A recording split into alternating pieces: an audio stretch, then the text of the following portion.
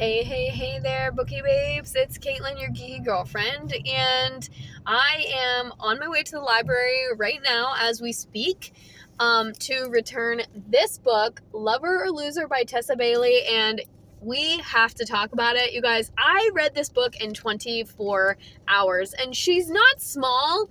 Like, she's got over 300 pages, so it's this... we have to talk about it. So we're going to talk about it in this video.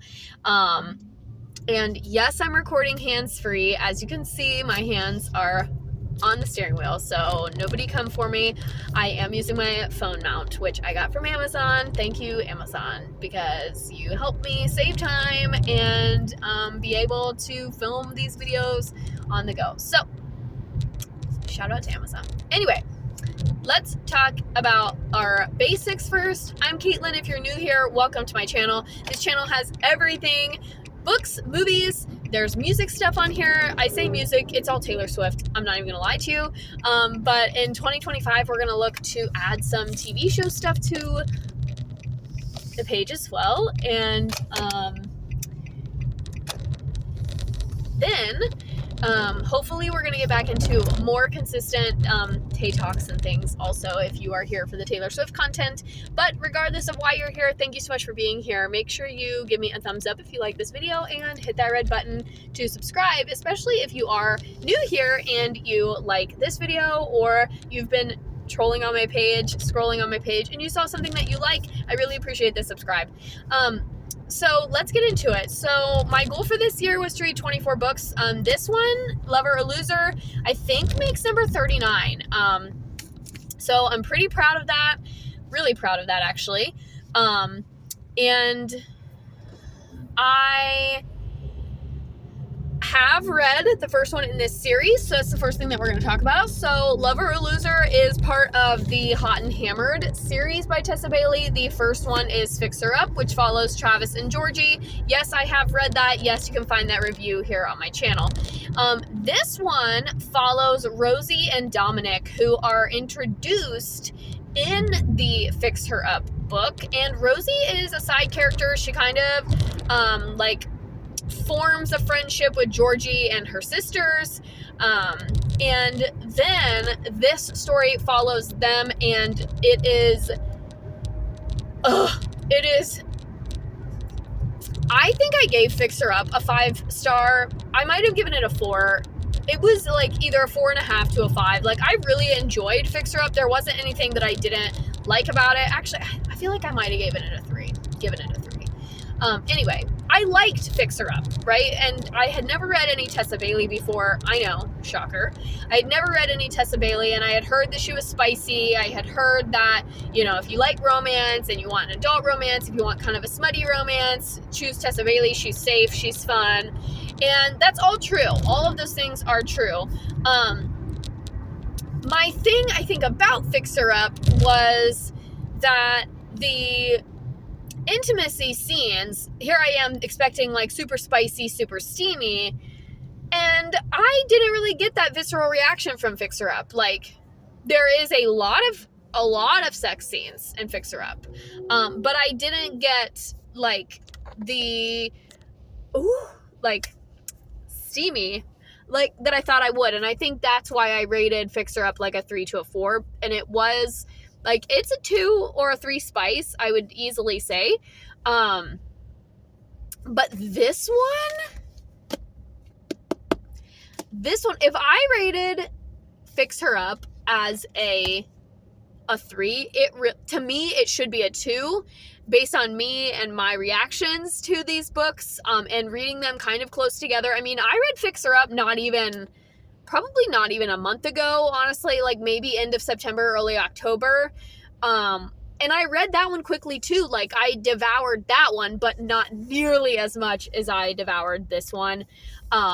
So as you know, if you're not new here and this is not your first review, I don't like to talk a ton about the plot in these videos. You can find more about the plot over on Goodreads, and because I want this video to be more of like a, should I read this book or not, right? So a lot of people are using Bookstagram, Book Talk, and even BookTube to decide what they want to read next. So I don't like to disclose or spoil a lot of details of the plot, but I can still tell you if it's worth the read or not. With this one, the answer is yes, resoundingly so. And now that I've read 2 of the books in the series, I do think you could read them separately. I do think you could read them in, out of order. Fixer Up is about Travis and Georgie. That's where you meet Rosie and Dom, but I do think that you could enjoy Rosie and Dom's story and then go back and read Travis and Georgie's story. I don't think that you have to read them in order. Did I enjoy reading them in order? Absolutely. Will I be reading the third one? 1000%. So now let's talk about why let's just cut to the chase. I gave Love It or Lose Her a 5-star. It was hands down a 5-star book for me. I didn't even think twice about it.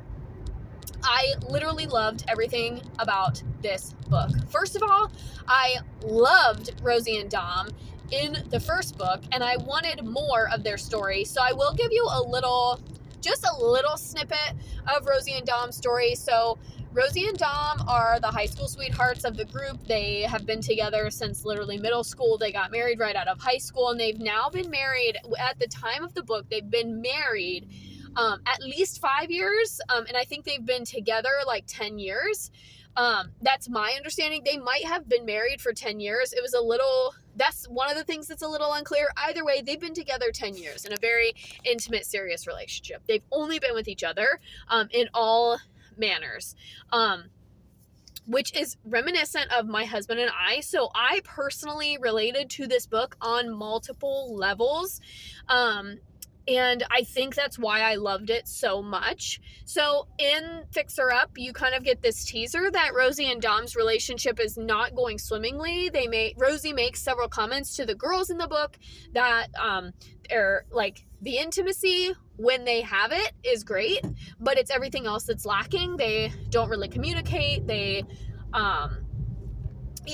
marriage is just in a rough spot. And as soon as I heard that, I wanted more of their story. And then I found out that the second book was about them, and I was sold. I immediately added it to my holds at the library. I should have bought this book. Like, I want to own this book because I want everybody to read it, and especially married couples, especially if you are in a marriage that is in a rough patch, but like, that you don't want to get a divorce, that you love this person. Like, these are the emotions that we have in this book. So as fun as the first one in this series was, this one has all of the spice and all of the heat and all of the steam plus 10 times the depth. And other people might disagree. Other people might still be like, no, it's a smutty romance book.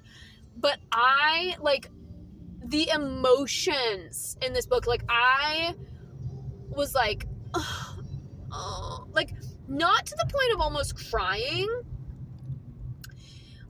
but I was like down to the last 15, 20 pages, and I was like, oh my gosh, like practically ripping my hair out because I just wanted it.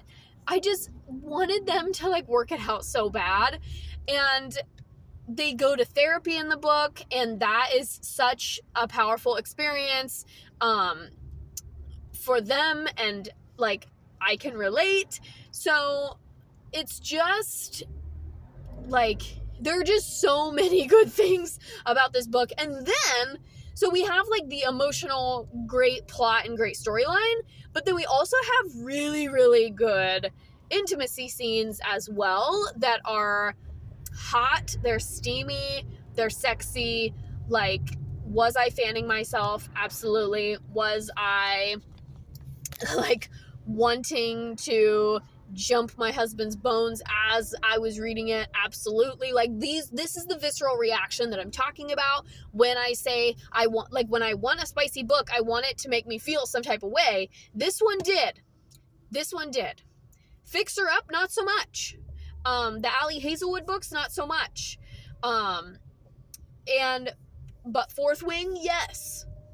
This one, yes. So like, and I think it's because I had like the emotion. There was the emotional part of it. I loved everything about this book. It was so good. If you have not read this one, I highly encourage you to read it. I would say definitely if you are married. I think it's definitely going to hit harder for women who are married. But the character development in the book is great. Them growing together is great. There's a lot of dialogue and a lot of plot points in this book about the love languages, which I think is crucial. And like I said, I just absolutely loved it. I don't know what in the world my hair is doing right now. But anyway, loved it. 10 out of 10. Like I said, it was a hands down 5-star book. And I've read a lot of really good romance books this year. Like I loved Love on the Brain and The Love Hypothesis. I loved Raiders of the Lost Heart, and like I liked Fixer Up, but this one is definitely the best romance book I've read this past month. But in their own right, I did give both of Ali Hazelwood's books 5 stars, but for different reasons. So definitely go check out those reviews as well. But this one is a must. I'm going to be thinking about this book for a really, really long time. And so much so that I have chosen to not read, like I have the next Ali Hazelwood book. I have Love Theoretically sitting on my table at home from the library. I picked it up. It's ready. I have it.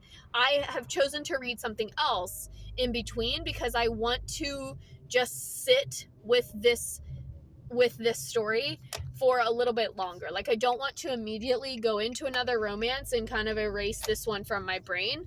Not that it will be gone, because I will remember this book and be thinking about this book for a really, really long time. I do think that this book is semi-cathartic. Like I said, especially if you are, in a rough point of your marriage, but you love your partner, but you're not sure like how to fix it. This book legit could give you some ideas. Like there are some really good suggestions in this book, and honestly I would love to have like an author's note in the back about how she got her information, because I do feel like some of the what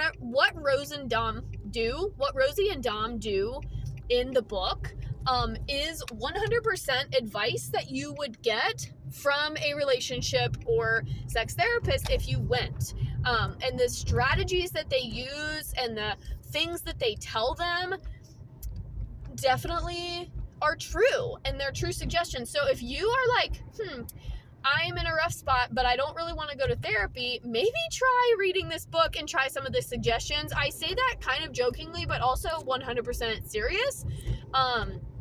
Because I do like one of the major plot points, and I said this in my Goodreads review, is that part of their therapy is that because there's no issues in the bedroom with them. Everything else is like outside of the bedroom, that emotional intimacy, right? So one of the things that their therapist tells them is to not have sex. And when I tell you the heat goes up like 10 notches as soon as you take that off the table, like that's the kind of heat that we're talking about. Like there's so much tension, there's so much chemistry, and it's fun, it's spunky. Plus, this is one of those books where the characters from the first one are in the second one. So if you have read Fixer Up and you liked Travis and Georgie, guess what? They're back again, only this time they're the side characters and not the main character. So if you liked them, they are in this book too, and their story gets a little bit more developed,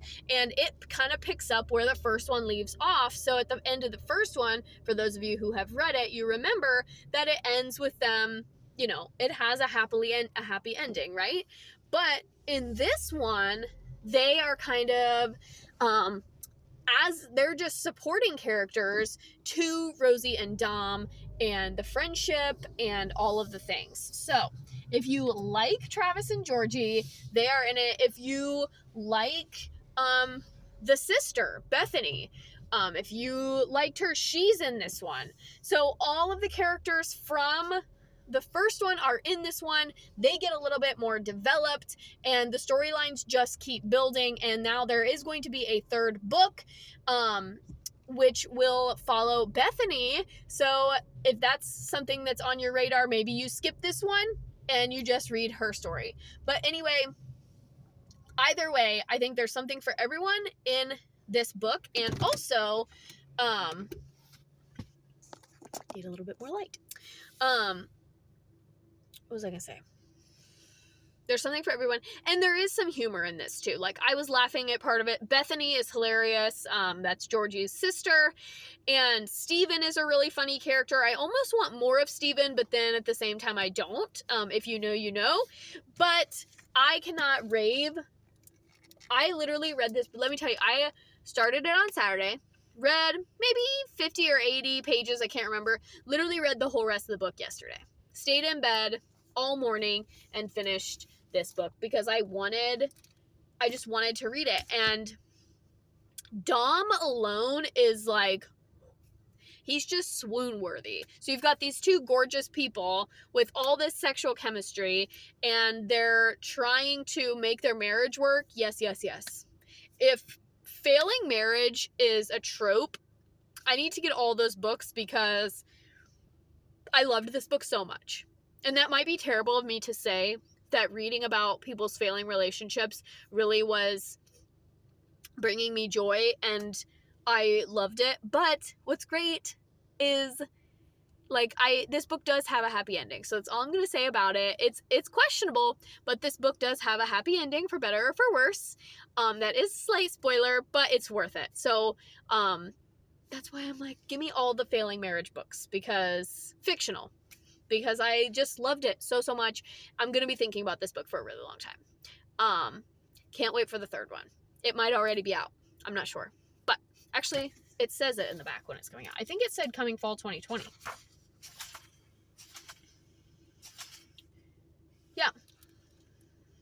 So it's already out. So I need to look up the third one of these, because I will be finishing the series and I will be reading more Tessa Bailey in the future. But honestly, I doubt any of them are going to match this one. And actually, one more thought about this one before we sign off is that I had a friend who read this series as well. She read this one first, and she was like, if you liked the first one, you're gonna love the second one. And she was right.